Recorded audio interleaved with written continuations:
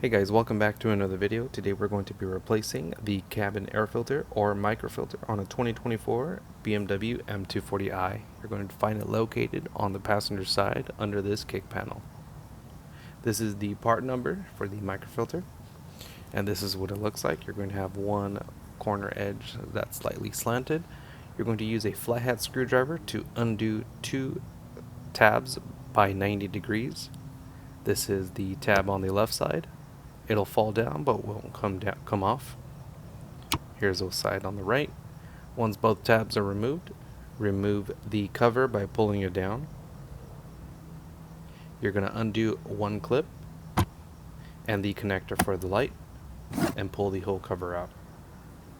Now underneath you're going to have two T20 screws, one here on the left and one here on the right, and you're going to have a clip on the right way here over here in the corner and another clip off to the left side. But before we get to that, undo this little hose,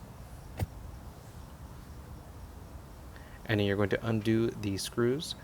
I'm using an electric tool. You don't need to use it, and if you're not comfortable with this tool, I'd recommend you just do them by hand.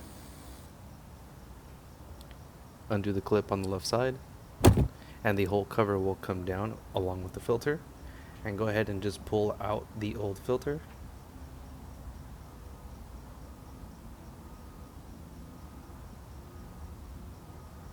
And one thing to notice, the corner that's slanted is on the top side, on the left. Now before we reinsert the new filter, I want you to pay attention to this air flap here. This is the distribution air flap for the outside air. We need to close this. So turn on the vehicle, close the settings, click on the air recirculation tab, and click to recirculate the air within the vehicle. You'll know this is done correctly when the flap is closed, and this is an example of how the flap should look. You're also going to notice that the air is on. It needs to stay on because if you turn off the vehicle, the flap will open again. So just have the fan speed on the lowest setting. And just to show you, if I open the flap to outside air, this is what it looks like. This is incorrect, so we need to go ahead and close it. Select recirculation air inside the vehicle only. It'll close the flap, and now this is the safe and proper way to reinsert the filter back into the housing. I'm going to start with the filter in the corner, and then from here I'm going to slide it the rest of the way up. Now the main reason why you want to make sure this flap is closed is because if it is open, there is a chance that the filter will catch that flap and make it turn in the opposite direction that it wants to open and close. And if that hinge is damaged, the entire microfilter housing will need to be replaced, and that is a very expensive repair. Now when you're putting the cover back on, make sure you pay attention to these anchor tabs. They'll go into the holes here. Once you have those lined up, you can push in on the clips. This is the clip on the left, and then the clip on the right. And now from here we can reinsert the two T20 screws. Again, I'm using an electric tool.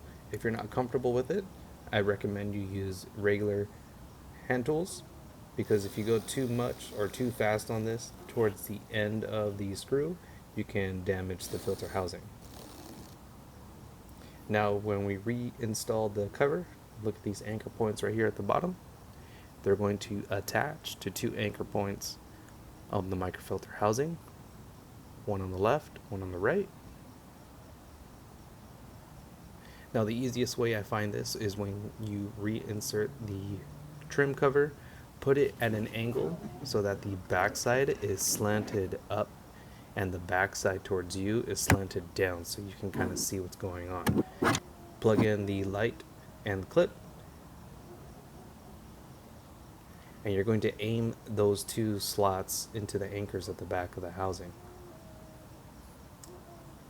Once those slide in, you're going to take your flathead screwdriver and turn these locking tabs 90 degrees. You'll hear a small clip, and then one on the right, and that's it.